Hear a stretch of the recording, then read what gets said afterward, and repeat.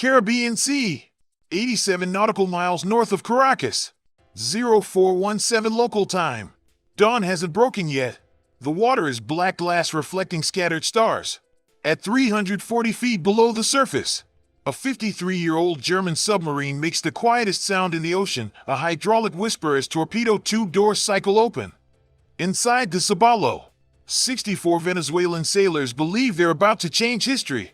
They believe they're invisible. They believe surprise and audacity will overcome technological disadvantage. They believe that desperation, when channeled properly, can defeat overwhelming power. They have no idea that history was already written 6 days ago by analysts in Norfolk, Virginia, who knew this moment was coming before the submarine even cleared Venezuelan territorial waters. The target sits on the horizon like a floating city. The USS Gerald R. Ford, 100,000 tons of American power projection, 75 aircraft, a crew of 4,500, a price tag of $13 billion, nuclear reactors that could run for 20 years without refueling, electromagnetic catapults that can launch a fighter jet every 45 seconds, radar systems that track objects the size of baseballs at 200 miles. To Captain Eduardo Mendoza, staring through his periscope at the distant silhouette, it looks like the ultimate political statement. One torpedo, one carrier, one moment that would force the world to take Venezuela seriously again. To the 3 Virginia-class submarines trailing him at 2,000 yards, it looks like a math problem with only one solution. Here's what makes this situation fascinating, not the engagement itself, but everything that led to it. The slow-motion collapse of a submarine force that once commanded respect throughout the Caribbean. Venezuela's underwater fleet didn't die overnight. It rotted slowly, like fruit left in tropical sun. For German-built Type 209 submarines purchased in 1976, back when Venezuelan oil money could buy anything. Genuine blue-water ambitions. A navy that patrolled from Trinidad to Panama. Boats that made American planners nervous during Cold War scenarios. Today, 3 of those submarines sit in La Guaira Naval Base as cannibalized hulks. The Caribbean hasn't moved since 2014, its diesel engine seized from saltwater corrosion. The Caride lost its propeller shaft in 2017 during a training exercise gone wrong. The Tarantula is missing its entire combat information center, stripped for parts to keep the other boats operational. Sailors joke darkly that between all 4 submarines, Venezuela has enough working components for maybe 1.5 functional boats. And that's being generous. The Sábalo is the survivor. Barely. Its diesel engines haven't been properly overhauled in 9 years. Its sonar suite uses vacuum tubes that were obsolete when Ronald Reagan was president. The fire control computer runs on software that predates the iPhone. The periscope optics have been repaired so many times that the image is perpetually fuzzy, like looking through a dirty aquarium. Venezuelan naval officers haven't conducted a live torpedo exercise in over a decade. Not because they don't want to, because they can't afford to recover the practice weapons afterward. Each training shot costs $400,000 they don't have. So they train with simulations on computers from the 1990s and hope muscle memory bridges the gap. But here's the thing about desperate men commanding dying machines: they don't calculate odds the way rational planners do. A regime facing international isolation, economic collapse, and internal dissent sees opportunity where professionals see suicide. Desperation follows its own terrible logic. 6 days earlier, La Guaira Naval Base. The mission briefing lasted 40 minutes. Captain Mendoza stood before his crew in a cramped briefing room that smelled of mildew and diesel. The overhead projector flickered, casting shadows across faces that ranged from eager to terrified. The objective was simple on paper: shadow the American carrier strike group operating in international waters, demonstrate Venezuelan sovereignty, assert presence, force the Americans to acknowledge that these waters weren't theirs alone. What went unsaid was louder: trail the fort close enough to simulate a torpedo attack, gather targeting data, prove capability, don't actually fire unless absolutely necessary, create a crisis that gives Maduro negotiating leverage. Mendoza knew his boat. He knew its limitations. He knew that simulating and executing were separated by a single decision made under pressure in dark water. He also knew that refusing orders meant ending his career and possibly his freedom. At 1,430 hours, The Sábalo slipped from its berth and submerged. 64 men descended into mechanical uncertainty, trusting that equipment designed for Cold War theaters could handle one more mission. Within 17 minutes, 14 separate American sensor systems had logged its acoustic signature. The Caribbean isn't just water. It's the most surveilled body of ocean on the planet outside the Taiwan Strait and the South China Sea. Every square mile between Venezuela and Florida is wired with SOSUS, sound surveillance system, underwater microphones planted during the 1960s to track Soviet submarines approaching American coastlines. These passive listening arrays have been upgraded continuously for 5 decades. They detect everything. Whale migrations traveling thousands of miles. Shrimp colonies clicking their claws in coordinated swarms. The thermocline layers where warm and cold water meet and create acoustic shadows. And definitely a Type 209 submarine running on diesel engines designed before the internet existed. When the Sábalo departed La Guaira, 17 different sensor nodes logged its acoustic signature before it traveled 50 meters. American intelligence analysts in windowless rooms cataloged every sound, the specific frequency of its propeller blades, the harmonic vibration of its drive shaft, the rhythmic thump of its cooling pumps. They knew the crew roster. They knew fuel load. They knew the captain's name, his wife's name, his children's school schedule. They knew the submarine's maximum underwater endurance down to the hour. They knew which valves leaked, which systems ran hot, which crewmen had reported sick during the previous patrol. The Venezuelans believed they were ghosts slipping through dark water. They were performers on a stage where every seat was filled by American analysts taking notes. Day 3, 140 nautical miles north of Venezuelan coast. The Sábalo made good time. Mendoza kept his boat at periscope depth during daylight, running on batteries, minimizing noise. At night, he surfaced to snorkel, drawing air into the diesels to recharge batteries and refresh the boat's atmosphere. Standard procedure for diesel-electric submarines operating beyond coastal waters. Each time he surfaced, American satellites photographed him from orbit. Each time he submerged, underwater arrays tracked his descent. Each time he changed course, analysts updated their projections. The Ford Carrier Strike Group was conducting routine operations 200 miles to the north. Flight operations, training exercises, freedom of navigation transit. The battle group consisted of the carrier, 3 Arleigh Burke-class destroyers, 1 Ticonderoga-class cruiser, and, unknown to Mendoza, 3 Virginia-class attack submarines running silent ahead of the formation. The USS Mississippi, USS Indiana, and USS Delaware, each one a technological marvel that made the Sábalo look like a museum exhibit. Nuclear-powered, capable of staying submerged for months. Acoustic signatures so minimal that marine biologists have documented whales bumping into them. Sonar suites that could hear a wrench dropped on a deck plate at 40 miles. They've been tracking Mendoza since day 1, maintaining position 2,000 yards behind and below, matching his every maneuver. He had no idea they were there. His sonar was designed to detect Soviet submarines in the Baltic Sea during the 1970s. It couldn't hear Virginia-class boats even if they deliberately announced their presence. Day 6, 0300 hours. Mendoza brought the Sábalo to periscope depth. The Ford was visible on the horizon, lit up like a city. He could make out individual aircraft on the flight deck, could see the glow of the island superstructure, could count the destroyer escorts maintaining station around her. Inside the cramped control room, his executive officer plotted firing solutions on outdated charts. The sonar operators strained to hear threats through headphones connected to sensors that should have been replaced during the Clinton administration. The weapons officer verified torpedo readiness on equipment that predated his birth. They were 18 nautical miles from the carrier, well within range of their SUT heavyweight torpedoes. Close enough to create an international incident. Close enough to prove capability. Far enough that they believed they could fire and escape. Mendoza's orders from Naval Command were clear: demonstrate capability.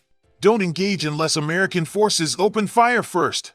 But orders written in comfortable offices by men who'd never smelled diesel and sweat in a submarine's atmosphere carry different weight when you're staring at the largest warship in the world through a scratched periscope. Pride makes men stupid. Desperation makes them reckless. The combination is lethal. 0417, the decision. Mendoza gave the order. Flood torpedo tube 1.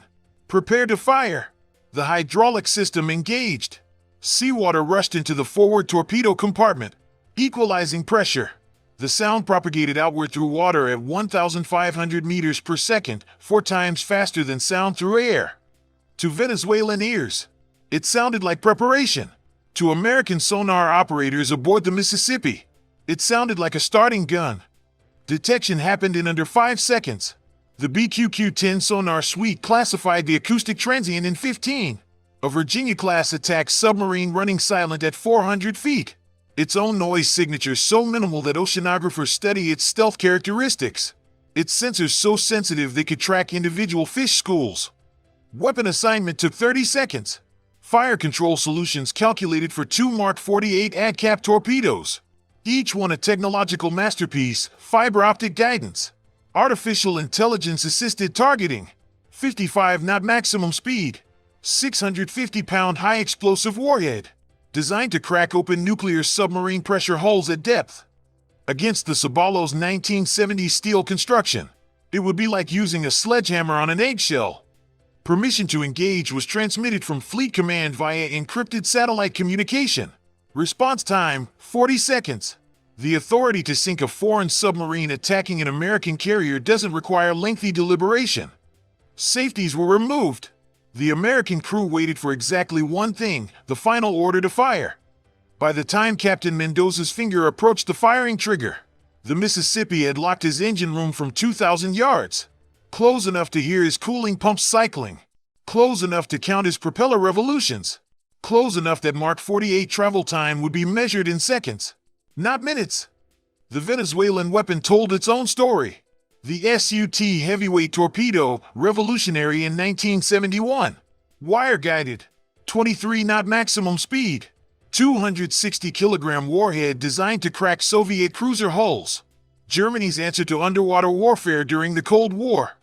Frozen in amber for half a century. 53 years later, it's a museum piece being operated by sailors who've never seen one work outside of grainy training films. The guidance wire connecting torpedo to submarine is copper, prone to snapping if the boat maneuvers aggressively. The weapon's terminal seeker uses active sonar technology from the Nixon administration.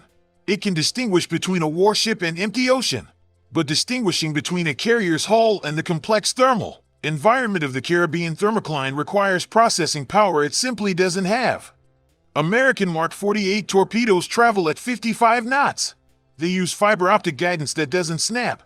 They operate independently with AI-assisted target tracking. They navigate thermal layers like fish through water. The technological gap isn't measured in years. It's measured in generations. But here's what matters. A 260-kilogram warhead detonating under a carrier's keel doesn't care about manufacturing dates. Obsolete doesn't mean harmless. Desperate doesn't mean incompetent. It means the men firing won't survive long enough to see if their weapon works. 0418, launch. Fuego! The SUT torpedo launched from Tube 1. Copper wire spooling behind it like a leash on a racing dog. 23 knots toward a target 18 miles away. 37 minutes to impact if nothing interfered. Everything was about to interfere. The American response was immediate and utterly devastating, not because of what they did, but because of what they chose not to do. No torpedoes fired. No depth charges dropped. No explosions ripping through dark water turning men into memories. Instead, the USS Mississippi did something far more psychologically destructive. It activated its active sonar at close range. One ping, loud enough to rattle teeth, loud enough to echo through every compartment of the Sábalo, loud enough that coffee cups vibrated off tables and sailors grabbed bulkheads for support, loud enough that every man aboard instantly understood one terrible truth: they were dead if America wanted them dead. That single ping transmitted more information than any diplomatic communique could ever convey. We see you. We've been tracking you for 6 days. We have weapons locked on your engine room. Your torpedo is in the water and we're letting it run because we know it won't hit anything. You're alive because we choose to let you live. Make your next decision carefully. Captain Mendoza understood instantly. His torpedo was still running, 34 minutes to potential impact. But his submarine had just been painted by a hunter he never detected. Somewhere behind him in the darkness, American torpedoes were aimed at his hull. He had maybe 90 seconds before they fired. Two choices: continue the attack and die, or abort and surface. Pride versus survival. National honor versus 64 lives. 0419, abort. Cut the wire. Emergency surface. Blow all ballast. High-pressure air screamed into ballast tanks. The Sábalo angled upward at 15 degrees. Men grabbed handholds as the deck tilted. The copper guidance wire snapped. Severed deliberately. The SUT Torpedo, suddenly blind, began its terminal search pattern. Circling. Seeking. Its outdated seeker couldn't distinguish the Ford's massive hull from the Caribbean's complex thermal layers. Its sonar painted empty water. Thermal gradients. Confused returns. After 11 minutes, it exhausted its fuel and sank. A $1, $2 million museum piece settling toward the seafloor to join the shrimp colonies and silt. 0422, surface. The Sábalo broke the surface like a corpse rising from deep water. Rusty. Dripping. Defeated.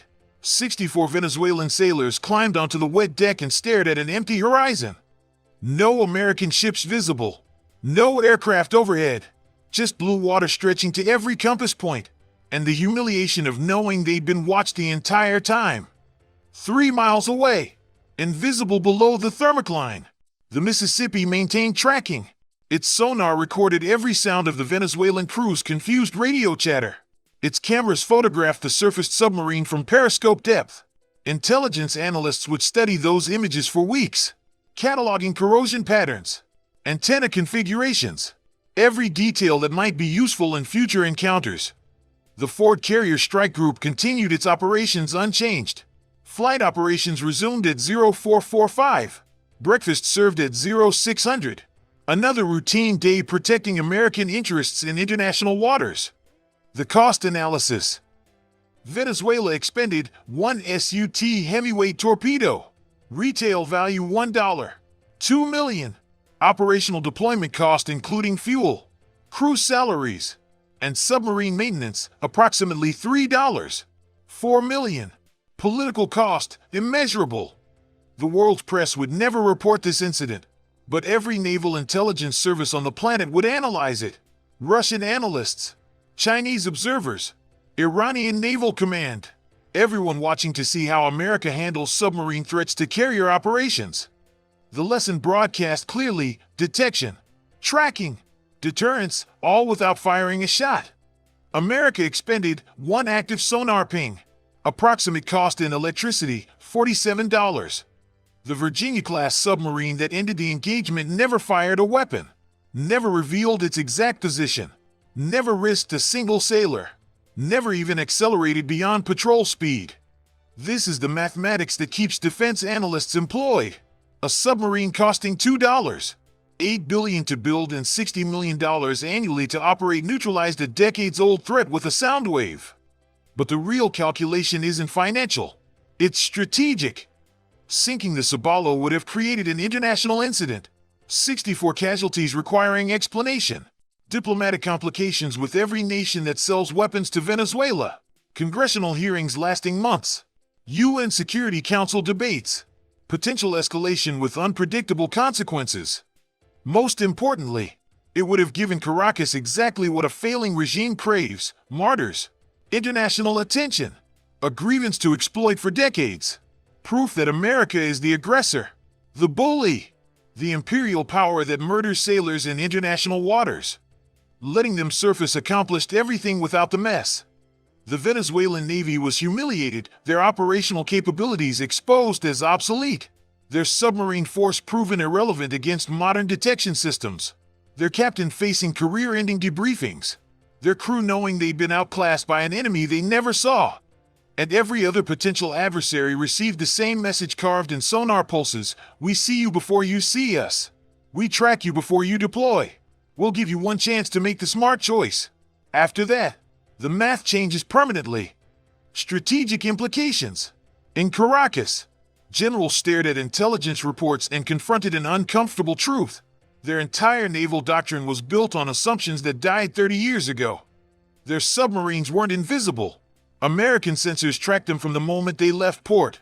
Their torpedoes weren't unstoppable. American defenses could neutralize them without breaking stride.